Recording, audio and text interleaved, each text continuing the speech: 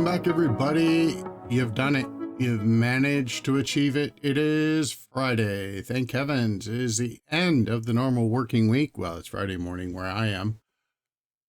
So congratulations to everybody. I don't have anything to announce. I don't have anything that really needs to be talked about. So why don't we go ahead and get ourselves into that position of being able to receive and start with that opening prayer. Not forgetting, of course, the United States, as per the request of only one of the living former United States presidents, and considering many of the things that are currently going on, perhaps some strongly worded prayer for our United States might be in order. Also, let's not forget the relative of one of our own, a young lady named Amanda, who is going through an ugly divorce with a couple little ones. Divorce is hard enough on adults, let alone for the kids. So how about we include them as well? So why don't we go ahead, and I will pause now so that you can do that and I can do that, and I will meet you on the other side of that. Alrighty, here we go. 2 Samuel chapter 13. And it came to pass after this that Absalom, the son of David, had a fair sister, whose name was Tamar, and Amnon, the son of David, loved her.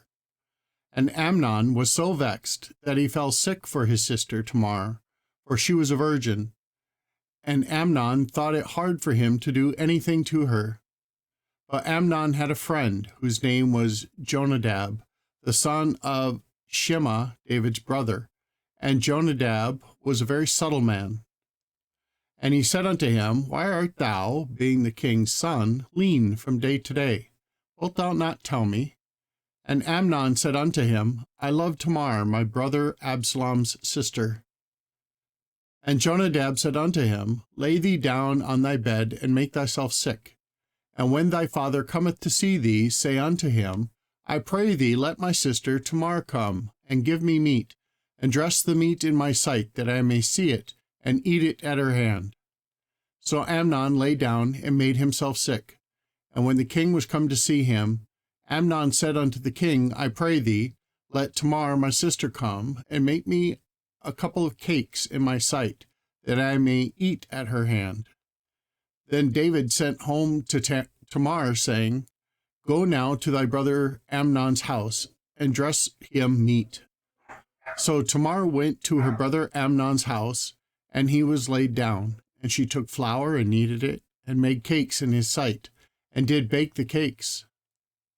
And she took a pan and poured them out before him, but he refused to eat. And Amnon said, Have out all men from me. And they went out, every man from him. And Amnon said unto Tamar, Bring the meat into the chamber, that I may eat of thine hand. And Tamar took the cakes which she had made, and brought them into the chamber to Amnon her brother. And when she had brought them unto him to eat, he took a hold of her, and said unto her, Come lie with me, my sister. And she answered him, Nay, my brother, do not force me. For no such thing ought to be done in Israel. Do not thou this folly. And I, whither shall I cause my shame to go? And as for thee, thou shalt be as one of the fools in Israel.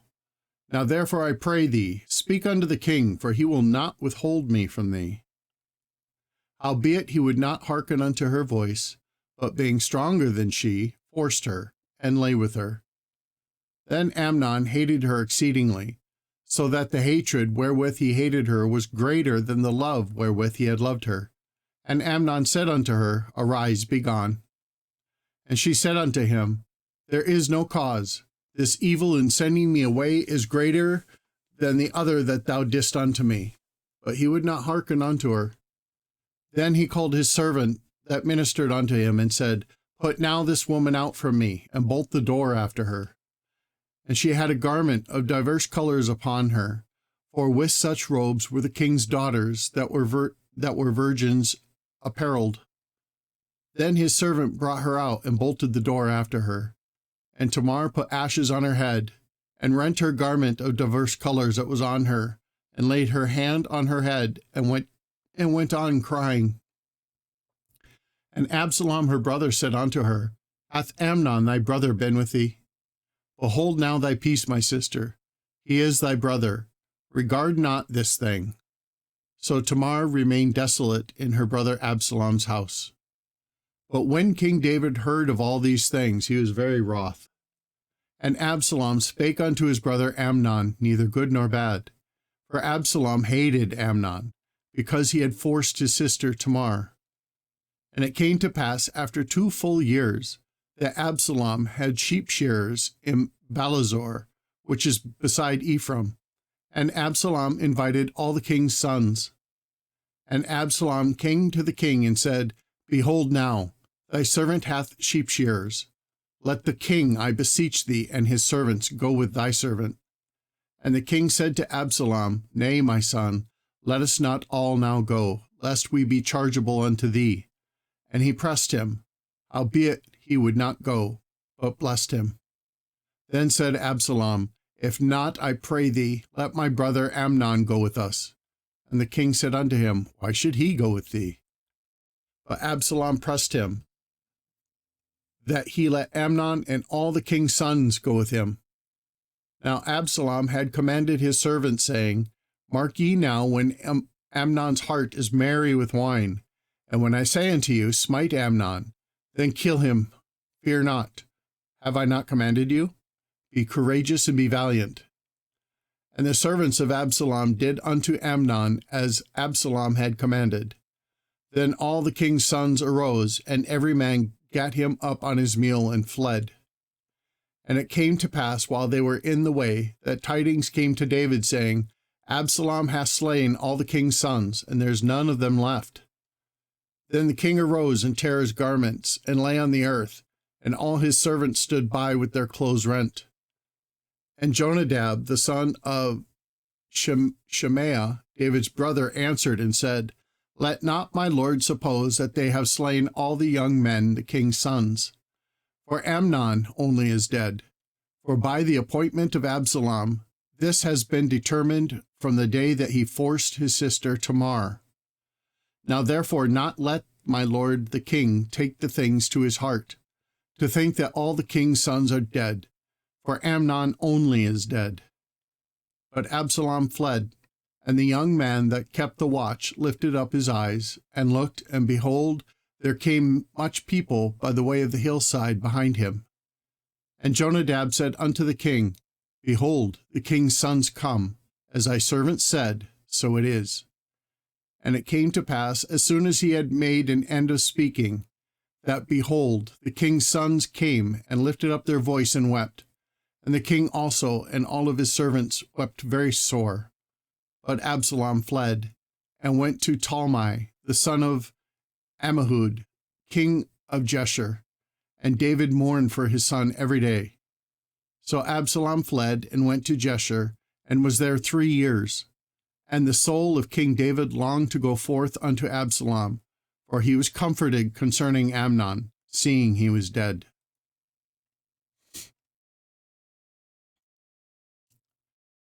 Chapter 14. Now Joab, the son of Zeruiah, perceived that the king's heart was toward Absalom. And Joab sent to Tekoa, and fetched thence a wise woman, and said unto her, I pray thee, feign thyself to be a mourner, and put on now mourning apparel, and anoint not thyself with oil, but be as a woman that had a long time mourned for the dead. And come to the king, and speak on this manner unto him. So Joab put the words in her mouth. And when the woman of Tekoa spake to the king, she fell on her face to the ground, and did obeisance, and said, Help, O king. And the king said unto her, What aileth thee? And she answered, I am indeed a widowed woman, and mine husband is dead. And thy handmaidens had 2 sons, and they 2 strove together in the field, and there was none to part them. But the one smote the other and slew him. And behold, the whole family is risen against thine handmaiden. And they said, Deliver him that smote his brother, that we may kill him, for the life of his brother whom he slew. And we will destroy the heir also. And so they shall quench my coal which is left, and shall not leave to my husband neither name nor remainder upon the earth. And the king said unto the woman, Go to thine house, and I will give charge concerning thee. And the woman of Tekoa said unto the king, My lord, O king, the iniquity be on me, and on my father's house, and the king and his throne be guiltless. And the king said, Whosoever saith aught unto thee, bring him to me, and he shall not touch thee any more. Then said she, I pray thee, let the king remember the Lord thy God, that thou wouldest not suffer the revengers of blood to destroy any more, lest they destroy my son. And he said, As the Lord liveth, there shall not one hair of thy son fall to the earth. Then the woman said, Let thine handmaiden, I pray thee, speak one word unto my lord the king. And he said, Say on. And the woman said, Wherefore then hast thou thought such a thing against the people of God? For the king doth speak this thing as one which is faulty, in that the king doth not fetch home again his banished. For we must needs die, and are as water spilt on the ground, which cannot be gathered up again. Neither doth God respect any person, yet doth he devise means, that his banished be not expelled from him. Now therefore, that I am come to speak of this thing unto my lord the king, it is because the people have made me afraid. And thy handmaiden said, I will now speak unto the king. It may be that the king will perform the request of his handmaiden. For the king will hear, to deliver his handmaiden out of the hand of the man that would destroy me and my son together out of the inheritance of God. Then thine handmaiden said, The word of my lord the king shall now be comfortable. For as an angel of God, so is my lord the king to discern good and bad. Therefore the Lord thy God will be with thee. Then the king answered and said unto the woman, Hide not from me, I pray thee, the thing that I shall ask thee. And the woman said, Let my lord the king now speak. And the king said, Is it not the hand of Joab with thee in all this?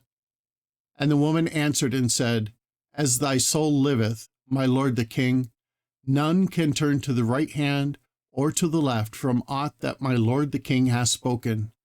For thy servant Joab he bade me, and he put all these words in the mouth of thine handmaiden. To fetch about this form of speech hath thy servant Joab done this thing. And my lord is wise, according to the wisdom of an angel of God, to know all things that are in the earth. And the king said unto Joab, Behold now, I have done this thing. Go, therefore, bring the young man Absalom again. And Joab fell to the ground on his face, and bowed himself, and thanked the king. And Joab said, Today thy servant knoweth that I have found grace in thy sight, my lord, O king, in that the king hath fulfilled the request of his servant. So Joab arose and went to Jeshurun, and brought Absalom to Jerusalem. And the king said, Let him turn to his own house, and let him not see my face. So Absalom returned to his own house, and saw not the king's face. But in all Israel there was none to be so much praised as Absalom for his beauty. For the sole of his foot, even to the crown of his head, there was no blemish in him. And when he polled his head, for it was at every year's end that he polled it, because the hair was heavy on him, therefore he polled it. He weighed the hair of his head at 200 shekels after the king's weight. And unto Absalom there were born 3 sons, and 1 daughter, whose name was Tamar. She was a woman of fair countenance. So Absalom dwelt 2 full years in Jerusalem, and saw not the king's face. Therefore Absalom sent for Joab to have sent him to the king, but he would not come to him. And when he sent again the second time, he would not come. Therefore he said unto his servants, See, Joab's field is near mine, and he hath barley there. Go and set it on fire. Gee whiz. And Absalom's servants set the field on fire. Then Joab arose and came to Absalom unto his house, and said unto him, Wherefore have thy servants set my field on fire? And Absalom answered Joab, Behold, I sent unto thee, saying, Come hither, that I may send thee to the king to say, Wherefore am I come from Jeshurun? It had been good for me to have been there still. Now therefore let me see the king's face, and if there be any iniquity in me, let him kill me. So Joab came to the king and told him. And when he had called for Absalom, he came to the king, and bowed himself on his face to the ground before the king, and the king kissed Absalom. Alrighty, y'all. That's going to conclude it for today. All we have left for this week is tomorrow. We'll figure out how this one ends. Let's keep a thought and a prayer in our mind and our hearts, and never forget, God loves you.